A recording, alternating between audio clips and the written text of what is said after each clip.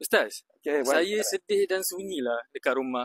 Ada amalan untuk kuatkan hati? okey, gini Wan. Amalan untuk kuatkan hati ni dalam rumah kita, kadang-kadang kita rumah kita ni besar, keluarga besar, ramai anak-anak cucu apa semua ada kan, tapi kadang kita rasa sedih dan kita rasa sedih. Jadi salah satu petua dia lah kita lakukan, kita baca amalan ni, itu la haula wala quwwata illa billahil azim 100 kali. Kemudian kita baca hasbunallahu wa ni'mal wakil.